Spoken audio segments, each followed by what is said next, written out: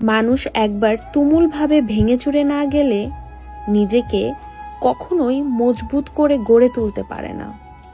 মানুষ মূলত তার ব্যর্থতার সমান শক্তিশালী হয়, ভঙ্গুরতার সমান টেকসই হয়, আর অভিজ্ঞতার সমান হয় আত্মবিশ্বাসী।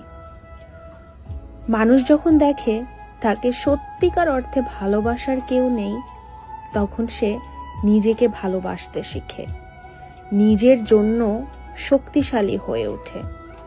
যখন অনেক বিপদে একটা হাত পায় না তার হাত দুটিকে শক্ত করে ধরার জন্য, তখন মানুষ নিজেই যোগ্য হয়ে ওঠে নিজের জন্য।